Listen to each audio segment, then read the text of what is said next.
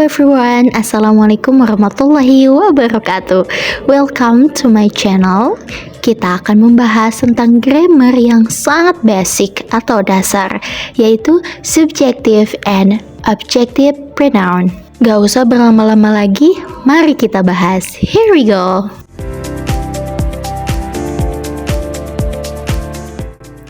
Oke everyone, sebelum kita masuk pada subjective and objective pronoun, kita akan membahas terlebih dahulu tentang pronoun itu sendiri.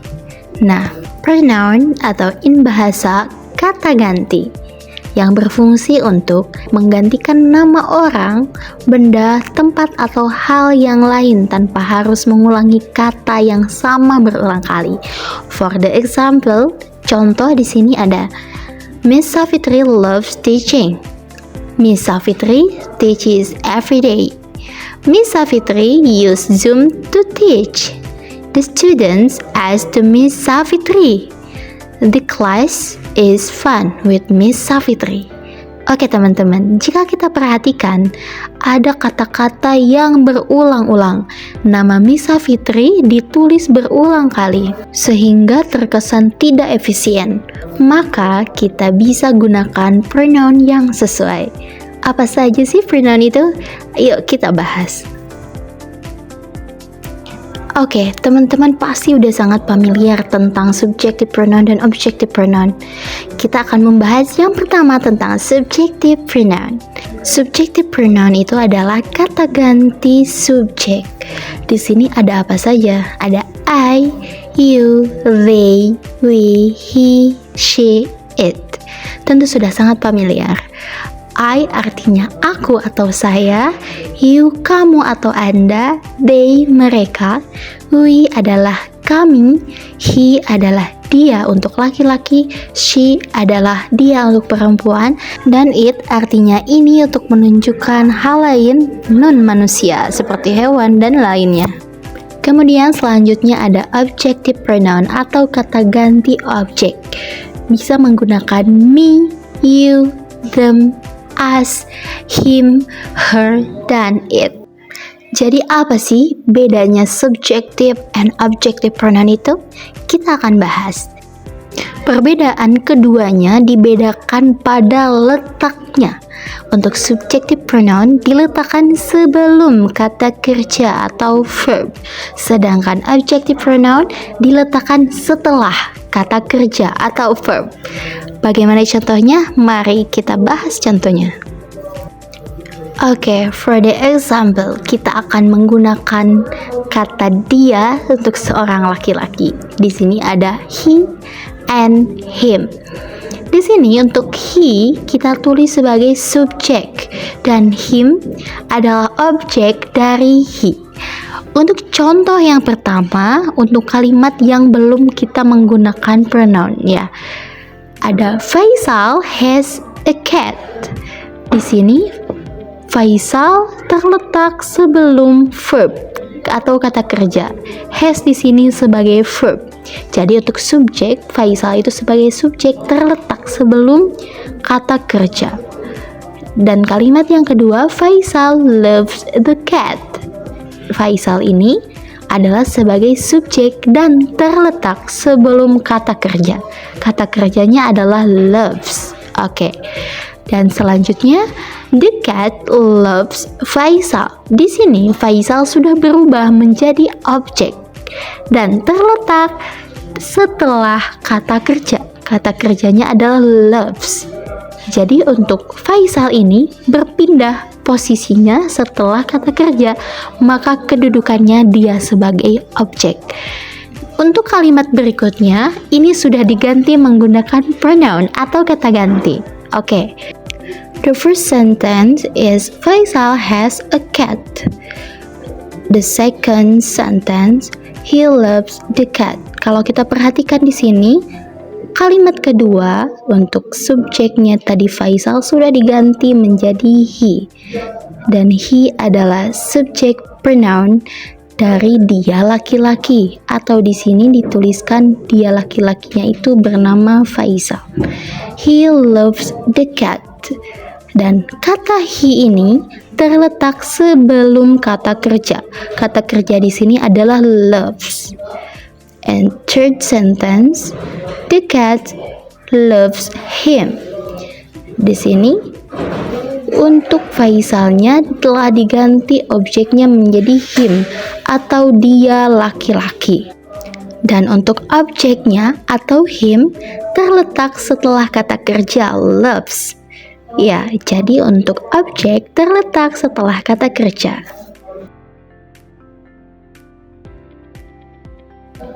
Oke, selanjutnya Miss akan menjelaskan satu persatu tentang subjektif dan objektif pronoun ini beserta contohnya. Untuk yang pertama, subjektif pronounnya adalah I. Objek dari I adalah me, yang artinya saya, aku, atau diriku. Contoh kalimatnya adalah I know Arumi. Saya tahu Arumi. Arumi knows me. Arumi tahu saya, gitu.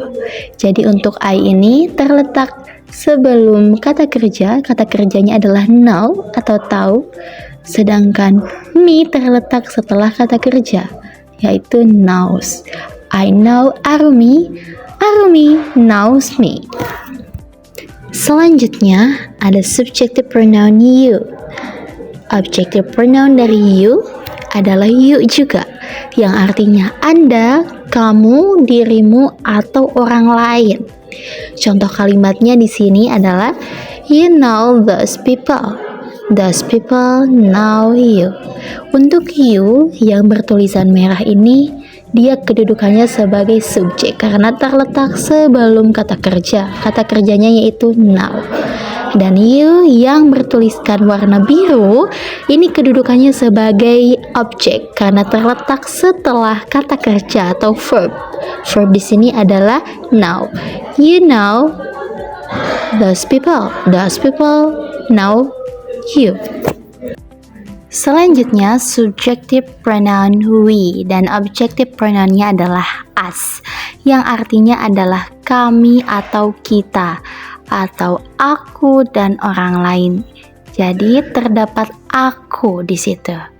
For the example, contohnya Arshila and I are classmates. Arsila dan saya adalah teman sekelas.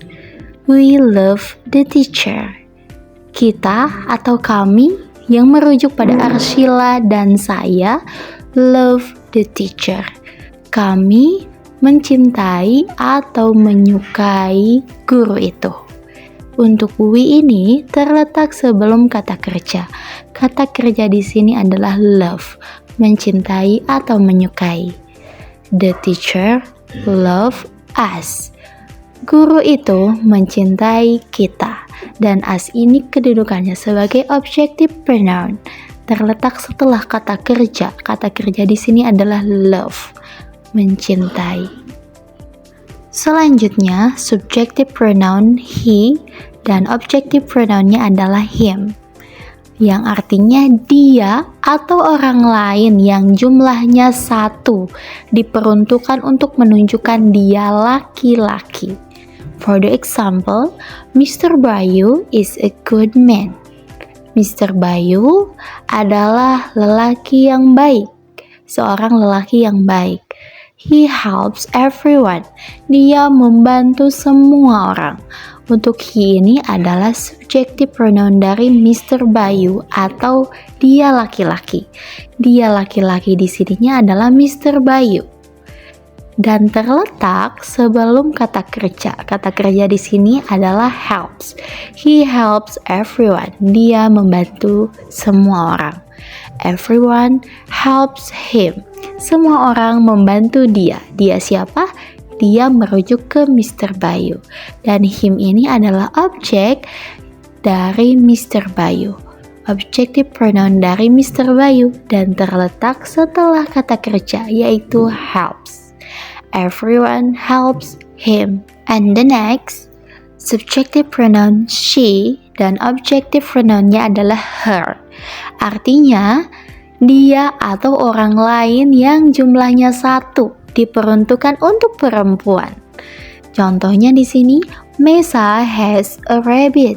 Mesa mempunyai seekor kelinci.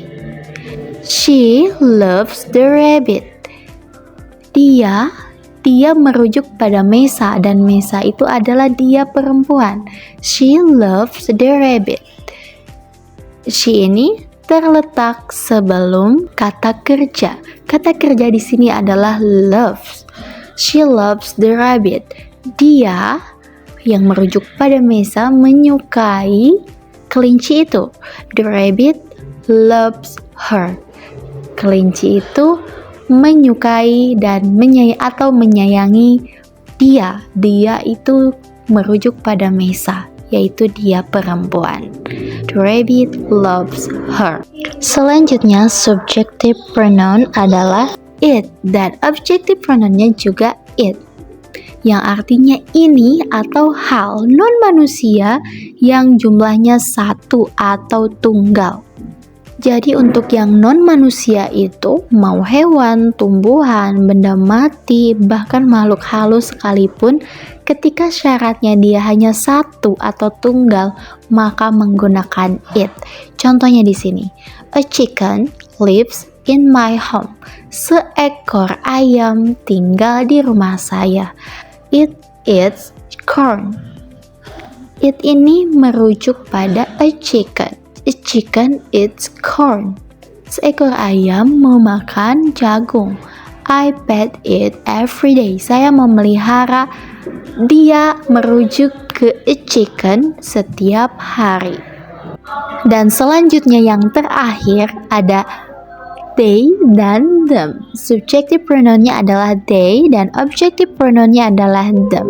Artinya adalah mereka. Maksudnya adalah orang lain berjumlah dua atau lebih, atau non-manusia yang berjumlah dua atau lebih. Jadi untuk they dan them ini berfungsi untuk semua, baik itu manusia maupun non-manusia. Contohnya di sini untuk manusia terlebih dahulu. Savitri and Faisal live in Sukabumi. Savitri dan Faisal tinggal di Sukabumi. They call me so often. They di sini adalah subjective pronoun dari Savitri dan Faisal dan terletak sebelum kata kerja. Kata kerjanya di sini adalah call, memanggil. I call them so often. Saya memanggil mereka dengan sering. Untuk them ini adalah objective pronoun dari Savitri dan Faisal dan terletak setelah kata kerja. Kata kerjanya adalah call. I call them so often. Contoh untuk non manusia di sini ada 4 rabbits live here. 4 kelinci tinggal di sini. They are so cute. Mereka sangat lucu. Mereka ini merujuk pada 4 kelinci dan terletak sebelum kata kerja. They are so cute. I feed them every day. Saya memberi makan mereka setiap hari. Untuk them ini merupakan objective pronoun dari they yang merujuk pada 4 rabbits atau 4 kelinci. Oke, that's all everyone. Semoga penjelasannya bisa dipahami dan bisa diterapkan dalam kehidupan sehari-hari. See you! Jangan lupa like, comment, dan subscribe channel ini biar semakin semangat Misa Fitrinya. Thank you so much for your attention. Wassalamualaikum warahmatullahi wabarakatuh.